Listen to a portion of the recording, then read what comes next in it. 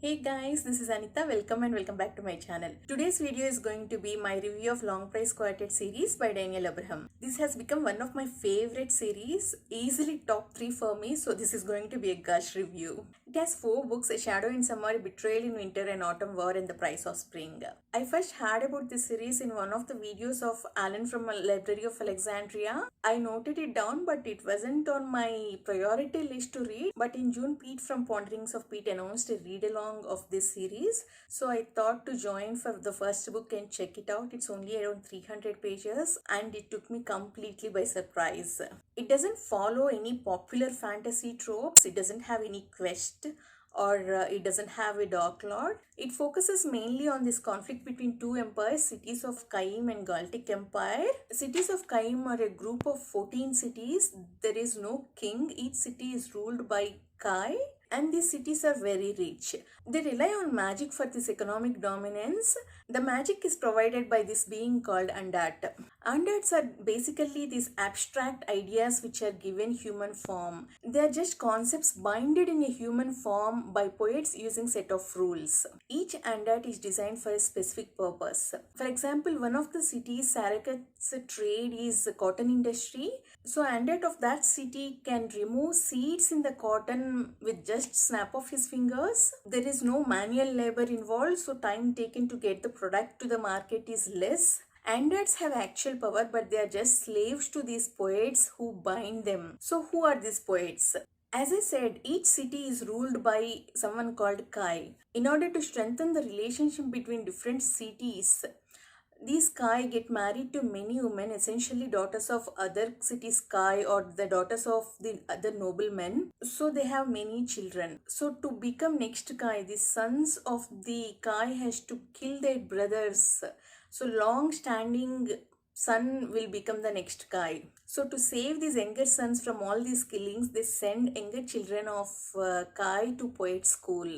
That's where they learn grammar and the rules to bind and arts. Upon finishing the poet school, they receive this brand which indicates that they can't compete in succession and the elder sons leave them alone. And the poet chief sends them to different cities to do apprentice under the current poet. Each city has different andat based on their trade requirement. For example, one of the northern cities' trade is mining.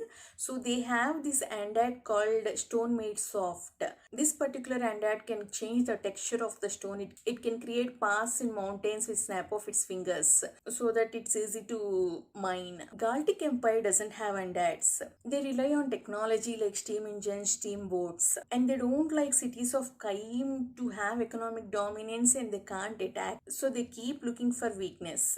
When it comes to writing, there are no infodumps. Each book is around only 300 pages. In that 300 pages, Daniel Abraham includes lot of information. There are two things I want to mention. The first thing is culture in the cities of Kaim is similar to Asian culture. So the communication between characters involve poses in addition to dialogues. Like this character took a pose of apology. Like this character took a pose of leaving. We don't get any details on that, what those poses are.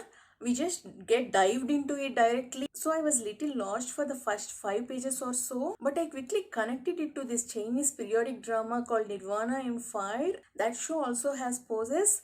Maybe not that many as this series, but that connection made it easy for me to imagine. If these poses bother you in book 1, please continue. It's just different culture and we don't see many of them beyond book 1. And the second important point is there is around 14 years gap between each book. I haven't read many books with that kind of gap. I thought it would bother me, but it did not. Daniel Abraham executed it very well.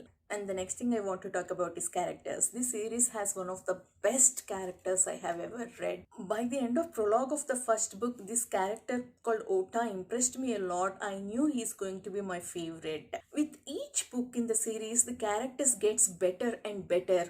Generally, I'm not someone who like negative characters. I ask these dumb questions like, how could someone do this? Why would this person do this?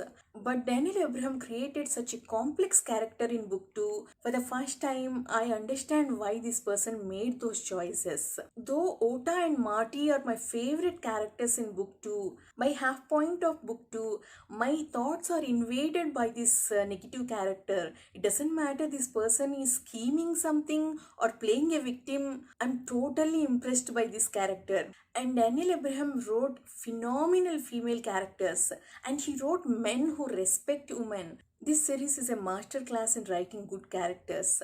Daniel Abraham proved that you can write outstanding female characters even in a patriarchal setup. If you are a character driven reader, don't miss this series at all. You would enjoy this a lot. Coming to plots, I liked plots in every book of the series. But character work is so good it just outshined plots for me until the last book, The Price of Spring. Don't get me wrong, character work in Price of Spring is exceptional. But the plot, the way Daniel Abraham wrapped up is just fantastic. As the title of the series suggests, the story is about the price we pay for the choices we make. That's what resonated with me. I always believed we all should face consequences for what we do. I don't like when people get away with things, it triggers me a lot. But that's all this series about, paying price for the things we do. This is about justice for the wrong things. What if the justice is worse than the original crime? What will be the price of it if we stop that justice from happening? What will be the price if we don't stop it from happening? The dilemma these characters face is so close to our reality. Sometimes these characters have to go against the people they love to do the right thing. The relationships in this book are done so well. Friendship between characters and the relationship between father and children and the respect between husband and wife. It was executed so well. In movies I watched people being moved by watching paintings. I did not understand that feeling until this book. This is art. I'm completely moved by this. It is well-rounded, masterful work by Daniel Abraham. Please read this. I'm not saying this is completely perfect. When I read the first book, I gave only 4 stars. Something terrible happened in book 1 which triggered me.